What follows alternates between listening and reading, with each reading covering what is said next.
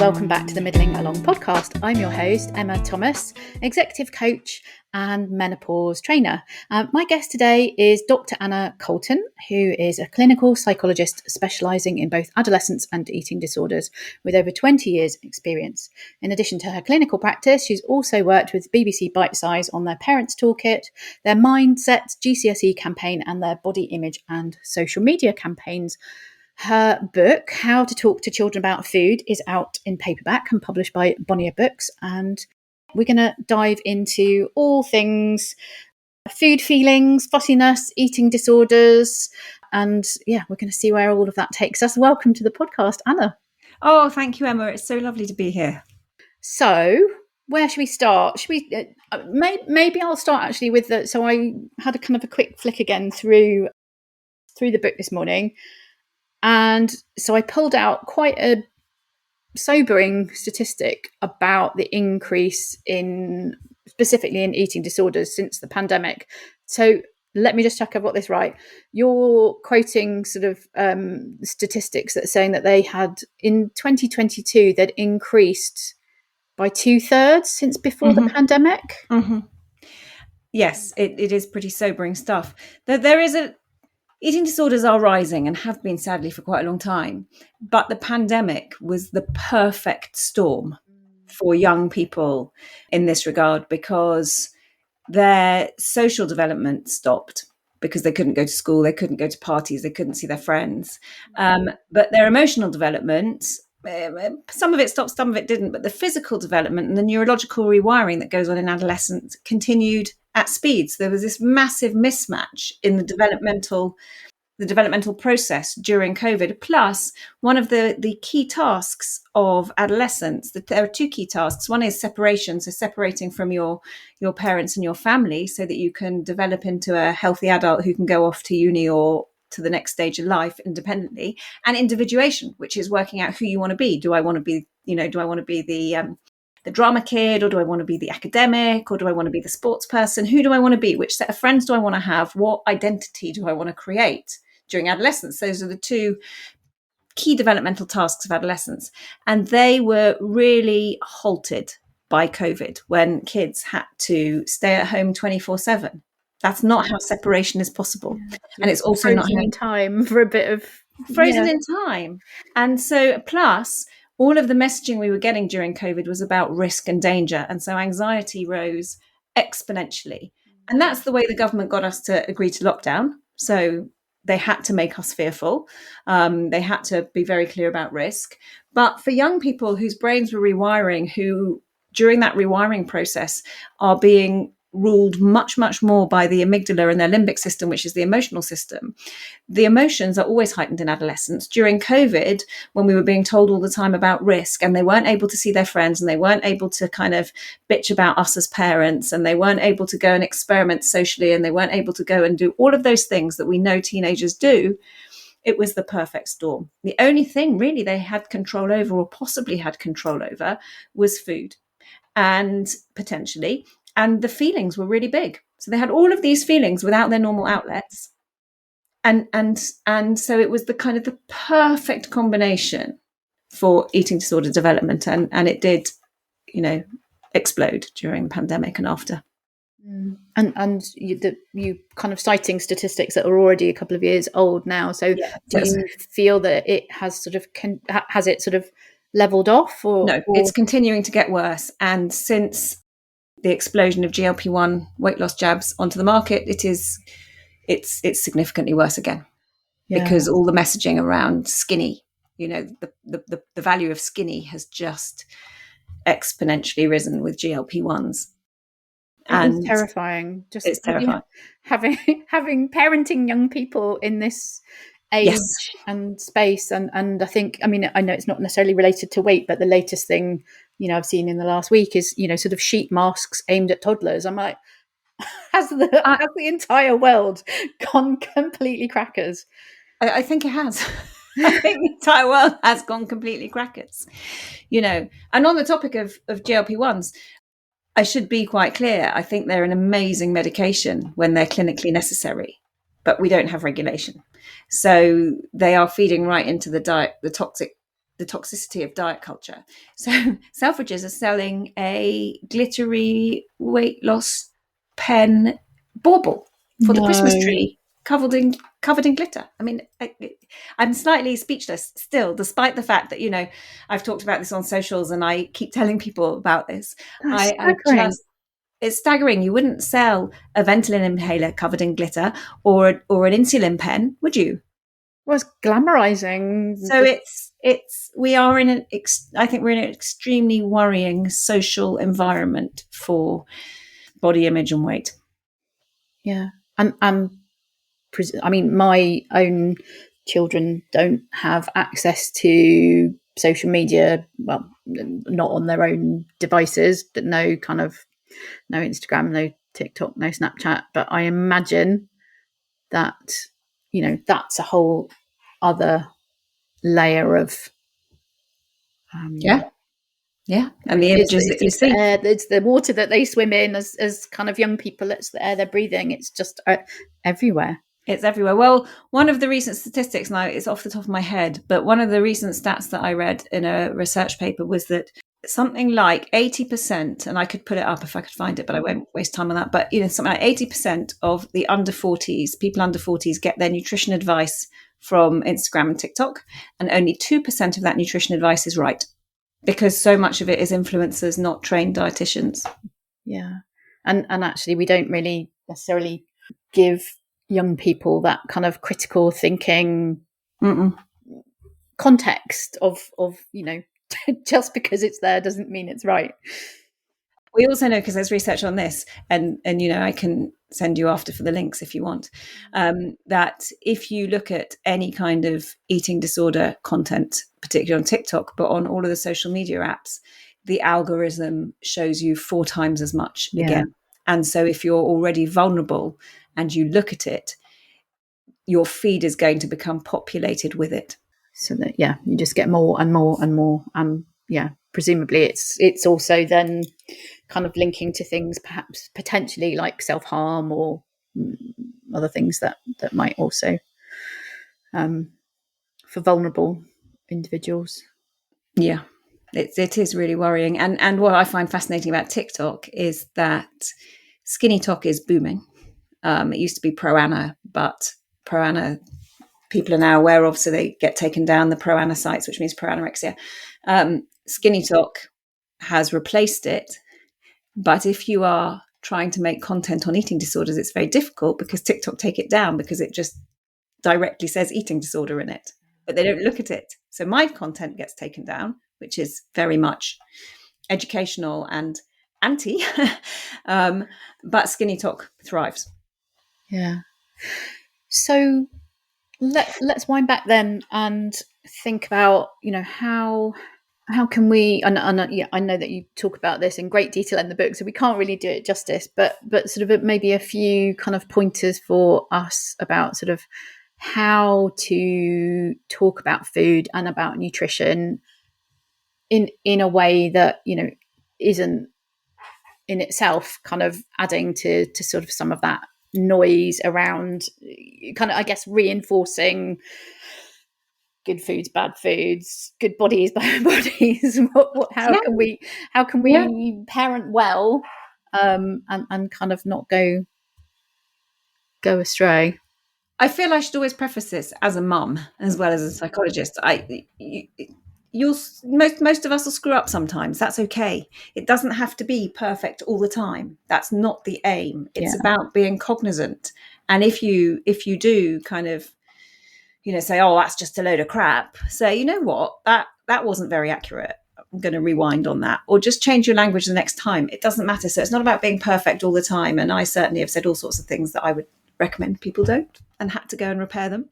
So now I will launch into what is helpful.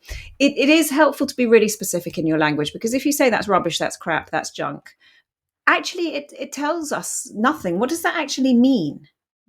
It doesn't say that's a highly palatable combination of sugar and fat and salt. It doesn't tell us that. It doesn't say, actually, this is the ingredient list of this food. All it just is, it's pejorative. And there's no information in it whatsoever. So the way to kind of talk about nutrition with kids, and particularly I think tweens and teens, as they are becoming older and they are more interested, and they do, you know, they do have more, some more, we want to allow them to be able to make choices when they're out of the home that maybe are more sensible, is to be very accurate and very age appropriate, and not educate based on fear. You know, if you eat that, you're going to get fat or you're going to get diabetes. I hear quite a lot now. You know, you eat that, that's diabetes on a plate. And I'm like, what? No, it's not. Or, oh, that's a coronary on a plate. That's a heart attack on a plate. You can't eat that. I'm like, no, it's not. Yeah. What you're How's that saying is helping? it's not. What you're saying is this food has a lot of sugar, or that food has quite a lot of fat. But what kind of fat? What kind of sugar? What does the overall picture of the diet look like? Because nutrition is not a single meal thing.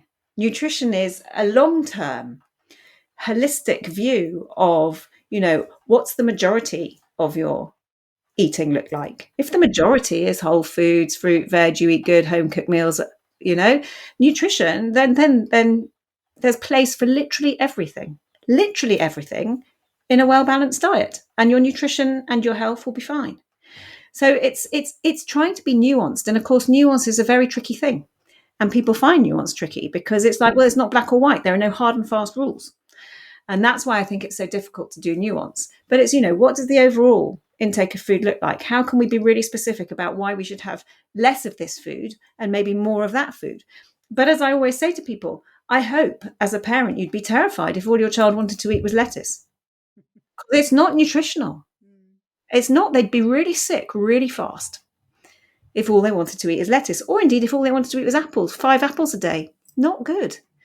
But people, that's a much more kind of challenging conversation than saying, yeah, of course you don't want to eat 5 bags of crisps or 5 bars of chocolate.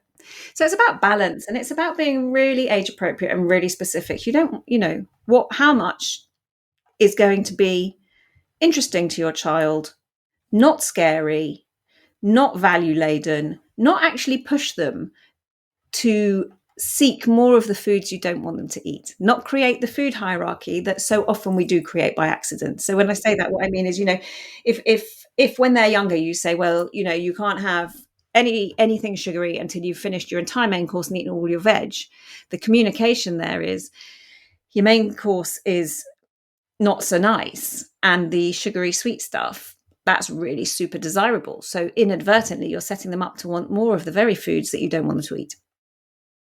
So being kind of aware that you don't want to do that, and that you should just be more neutral. It's not about being permissive. It's about being neutral in your language. Not good and bad, not healthy and unhealthy. And people often say to me, what's wrong with healthy and unhealthy? It's like, well, because actually they're pejorative. It doesn't, healthy is code for good, unhealthy is code for bad. And there's not very much actual specific information in those terms. Interesting. So that's why I and colleagues of mine will all say, no, don't go with those. You say, well, you know, everything is part of a balanced diet. It's absolutely fine. And allow the sweets and the chocolate and the crisps and whatever at home. And because particularly for kids who struggle to self-regulate, the only place they're going to get any help to self-regulate is home. But they can't have help to learn it if the foods aren't allowed. So that's also often a challenging one, because parents often feel really, really worried about that. But I don't want it in my house. It's crap. And I'm like, yeah, but you need it in your house, because that's how you help your children develop a relationship with it, where it's not banned, it's not forbidden. They don't have to lie about liking it. They don't have to lie about wanting it. They don't have to eat as much as possible out of the home so that they get their fix, which leads to a kind of binge relationship with it. It's not used as a reward. It's not used as a punishment. It's just another food stuff that you can have a conversation about. That you can have a conversation about. And if they aren't able to regulate, there are lots of ways to help that. The way not to help it is to ban it. That's the way to make it worse.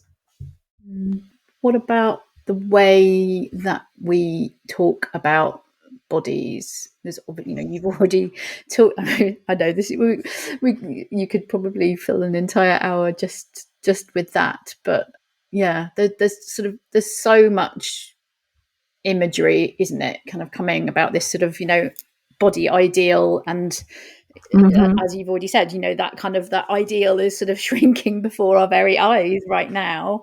So what is the kind of the language that we can use that is not sort of inadvertently going to kind of create issues in and of itself.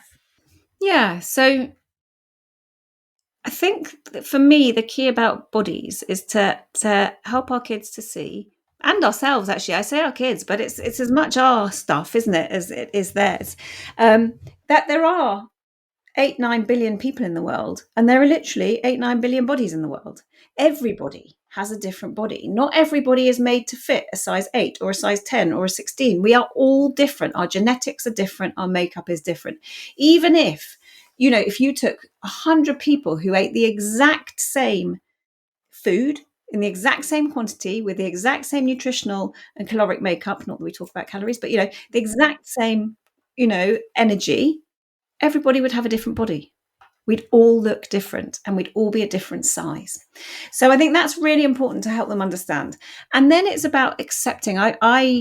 We've had the body positivity movement, and that's been wonderful in many ways because it's really helped us accept different sized bodies. I struggle with the concept of body positivity personally and from a psychological perspective, and when talking to my clients, because I don't know anybody who, and particularly women, I don't know anybody who is positive, who feels positive about their body every single day. Some days you get up and you think, I feel rubbish. I don't like the way I look in the mirror. My clothes are uncomfortable. Okay, fine. You don't have to feel positive. You don't have to love it. You don't have to even always like it aesthetically, but you do have to accept it. So I'm really big into body acceptance. Accept the body you've been given. Your body is the place, it's the only place you have to live. Your body does all sorts of amazing things without you even having to think about them. Like, your heart beats, your lungs breathe, your kidneys process waste, your liver processes waste, your legs and your brain helps you think, to study, to do whatever it is you want to do. Your limbs help you to run, to walk, to do music, to whatever it is. Your body is this extraordinary thing that allows you to live the life you want to live.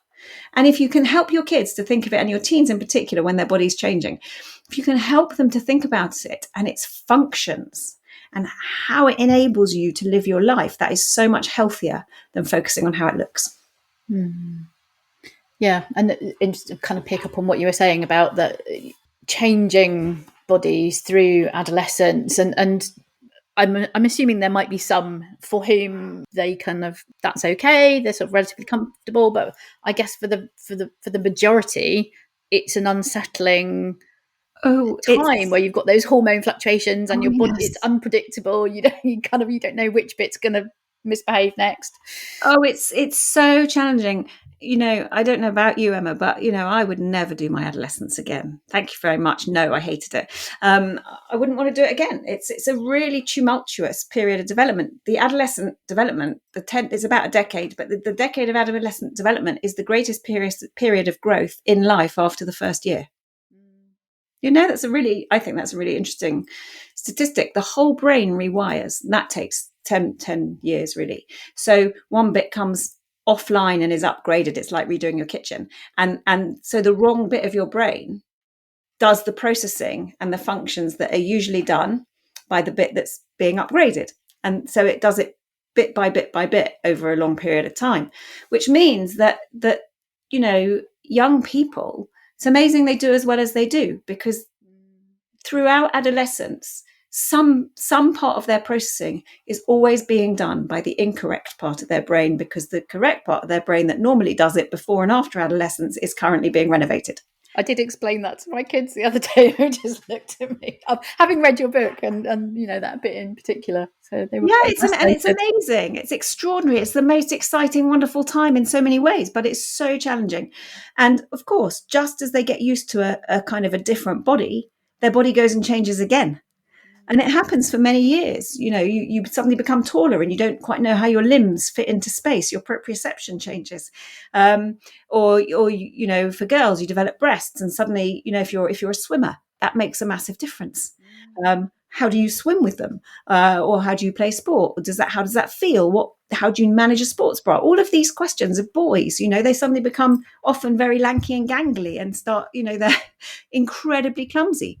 But they're incredibly clumsy because they haven't got used to their new body and how it fits into space. So they crash into things because they're not used to being that tall or that broad, or their arms being so long. It's a period of continual adjustment. And I think that we don't appreciate how challenging that is, emotionally, psychologically, physically, physiologically. It's really challenging time. And yes, no, plenty are uncomfortable in their body. And it's not only because they might feel their body has become too large. Certainly a lot of people feel that their body is too lanky or they're too skinny. Teenage boys tend to go up, and certainly quite a lot of boys I've worked with will say, I need to bulk, I feel too skinny. And you're like, well, it'll come in time. You need to allow the developmental process to happen. Yeah. It's a challenging time. Is that a sort of a big change in what you're seeing in terms of sort of older boys and this sort of, this kind of gym obsession, sort of protein and kind of, building muscle? Yes, the desire to get down the gym and bulk and then cut. And, bulking and cutting are more bodybuilding terms where the idea is that if you want to gain muscle, you have to have enough weight and fat that you can then convert it to muscle. And once you convert it to muscle, that you then shred, you cut. So you cut out the food, you lose some weight, and then you can see the muscle. That's the bulking and cutting. And actually, adolescent boys, I don't think they should be definitely I'm up for the gym and up for exercise and up for the kind of the friendship and the camaraderie that comes from going to the gym and the connection and the social aspect and the exercise. It makes you feel good and we should all be exercising. But the bulking and cutting, it is totally against listening to what your body needs, and it teaches restriction. Protein, unless you're an elite athlete, you really on the whole don't need extra protein. It's a fitness marketing thing.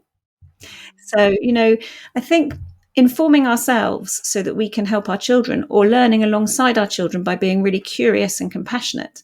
It's so important to say, yeah, I get it. It's a really tricky time. It's a really tricky time this time. Let's look this up together. I know that you want to go to the gym and I know you want some protein shakes, but can we just have a look at the evidence on whether they're really necessary and what they do? Let's do that together. Yeah. That's curious. It's a nice way to do it. Yeah. So if there's somebody listening who has some concerns around somebody in their immediate family around sort of disordered eating, what's the first kind of step as a parent? What can we do? What can you do, or what are the signs, or both?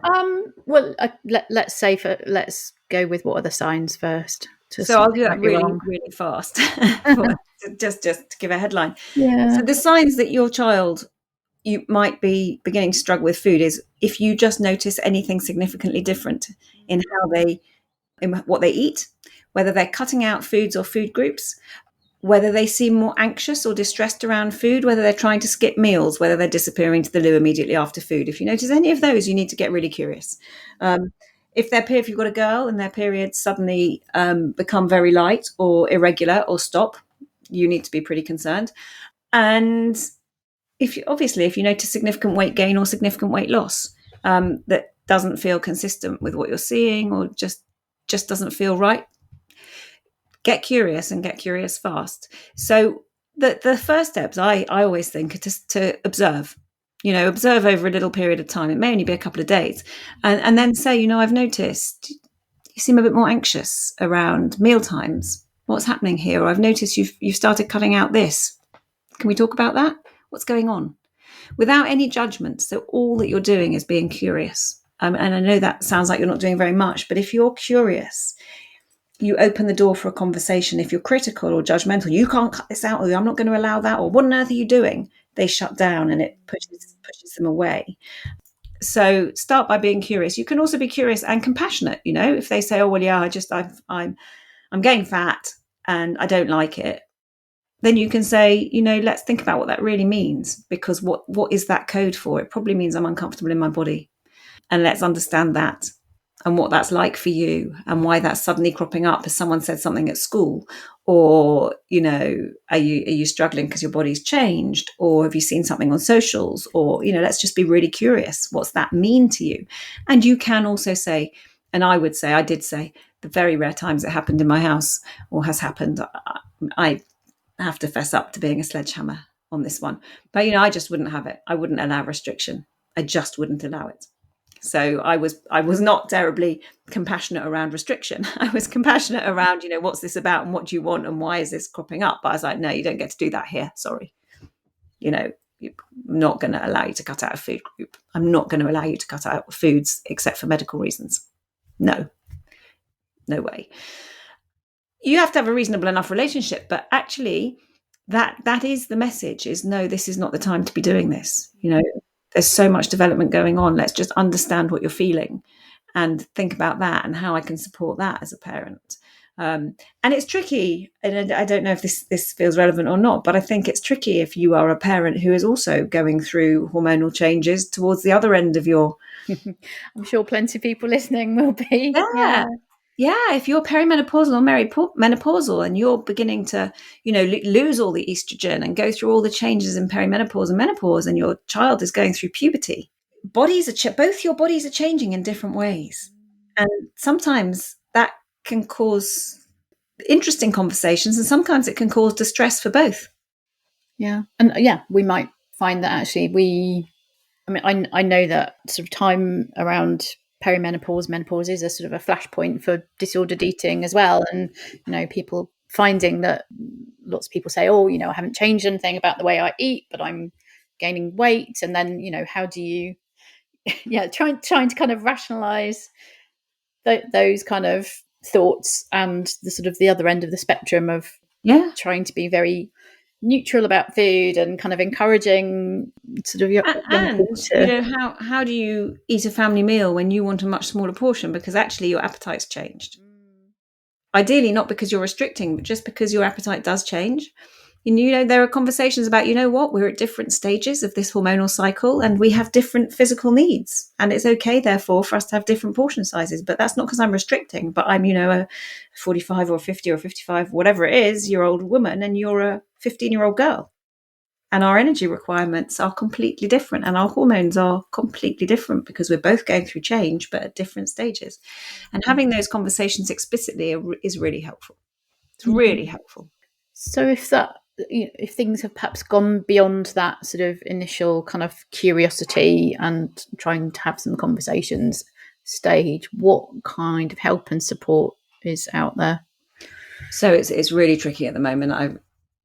Eating disorder services are fewer and fewer, and the severity that is necessary to meet criteria into the NHS, you have to be really poorly. And that's a massive problem because the communication that people and families often receive is, sorry, you're not sick enough yet.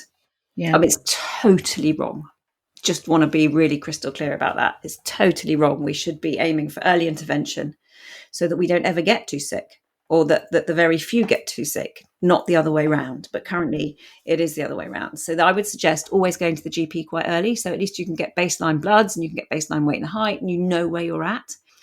If you are able to find a psychologist to work with, do. Because there's nothing to be lost there as long as your child is happy to go and ideally it's a good fit. The treatment is always talking and making sure they eat. And often parents are tasked with that. We do task parents, and particularly, with recovery from anorexia, we say to parents, you have to feed your child, and the food becomes like the antibiotic. And you wouldn't say to your child if they were really, if they had pneumonia, I know you don't like the banana flavored amoxicillin, it's okay, you don't have to have it. You'd say, I'm sorry, I know you don't like the banana flavored amoxicillin, but you have to have it. And when you've got a restrictive eating disorder or disordered eating that focuses on restriction in particular, that is the message. And we do task parents. We support parents to be able to go and say, no, sorry, you have to eat. I'll sit with you. I'll do whatever I need. We'll make this work. But this is the medicine.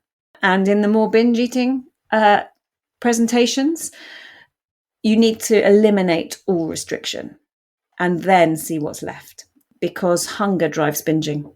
So when people of any age restrict their food intake, their brain will go, oh my goodness, this isn't safe. We're going into a period of famine and this is risky for our survival. And so the hunger turns up and the cravings turn up and the thoughts about food ramp up so that we will go and find food so that we will survive. It's a biological thing. And that's why restriction leads to binging, because the longer you restrict for, the greater your hunger will be, the louder the thoughts, the greater the cravings. And when you do eat, the less control you'll have, because you'll feel out of control because you'll be too hungry.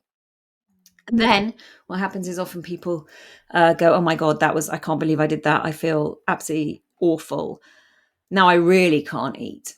And so you get into this restrict binge cycle, and that's how it works. And if there's purging involved, purging goes in after the binging, and so it goes round. It's a cycle. So you have to get rid of the restriction. Restriction really is at the root of most disordered eating. It lies at the root of most disordered eating. What about if there are young people who, maybe feel like they've got a sort of a small list of safe, in inverted commas, foods? Are there kind of some good strategies in terms of trying to kind of broaden out that kind of list of what they're kind of feel safe with, feel happy to eat, and kind of... Sure. It depends why there is a small list of safe foods.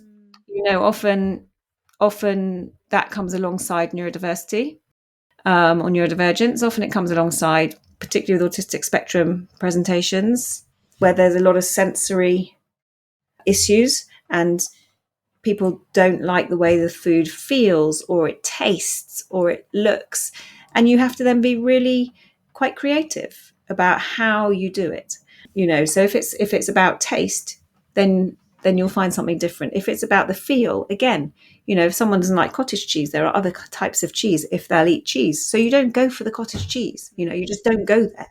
And you go very slowly and gently. And the reality is you can't actually force it.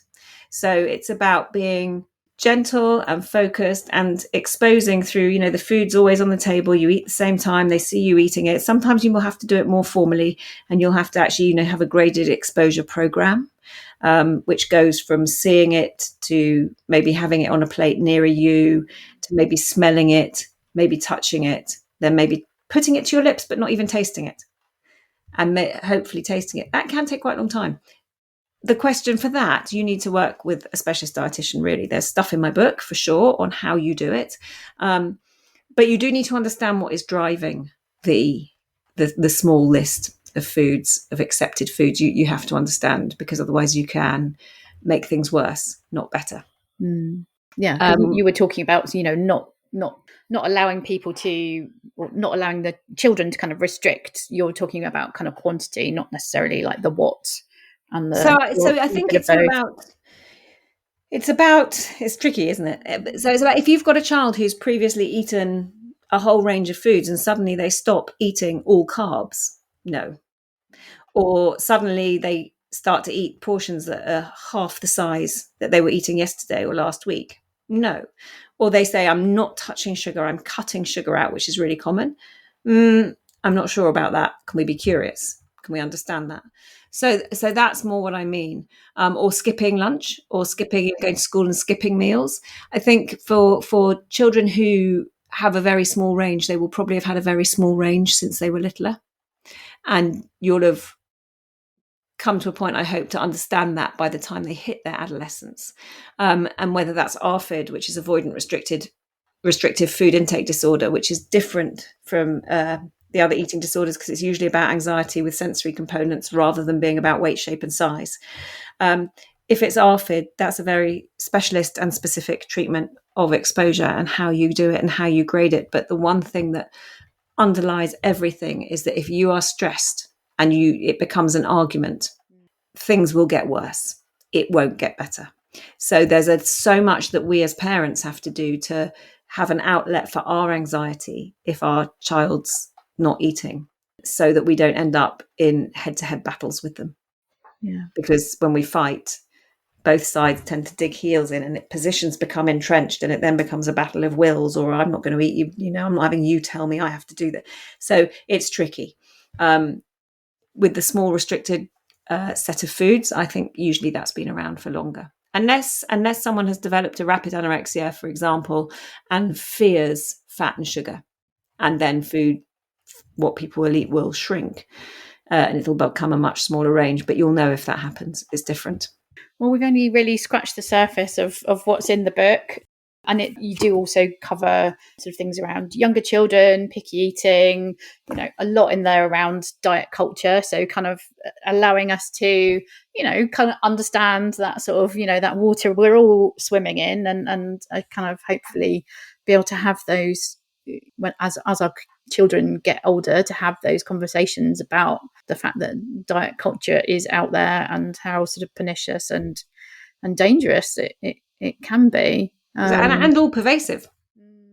Yeah, and I think, it's so important to point it out to them so they know what they're seeing. We can't assume they know just cause. Yeah. And many of us, and, I kind of fess up again. I do what I do. I've done it for 25 years. I'm sometimes got by diet culture because it's so hard. It's in most of the communications that are around, even subconsciously. So you can get got, and that's okay. But ideally you spot it in yourselves and go, oops, I just got. I don't actually think I want my child to believe this. I'm going to challenge it directly. Yeah. And probably for the vast majority of us, we've grown up seeing our own mothers try every diet under the sun. I know mine did. And then, probably ourselves kind of been in and out of doing this for at least some of our own lives. So exactly. There's so much unlearning to do. We've got so much unlearning to do at a time as when we began our conversation, when things are getting worse and the messages are getting louder. Yeah. Anna, thank you so much for your time today. Where can people find you online? Thank you so much for having me. TikTok, Instagram, LinkedIn are the three. And I'm at the Food Psychologist on TikTok and LinkedIn. TikTok and Instagram, and I'm Dr Anna Colton on LinkedIn. Brilliant. Well, definitely making sure you follow you. I'm not on TikTok. I won't be following you on TikTok. Maybe I should be on TikTok so I can see what the hell is going on, but I'm slightly terrified. I don't know. Instagram has got more of my food stuff. TikTok's got more of my general stuff. But how to talk to children about food. It's out in paperback. I definitely recommend if you, just a really, really kind of good primer. Understand, as I say, diet culture, how to talk to, that's exactly what it says on your tin, how to talk to children about food, how to, you do go into more detail in there about the different kinds of eating disorders and some of the other things that people might be struggling with. So definitely recommend. Thank you. So welcome. Thank you. Thanks for listening to the Middling Along podcast.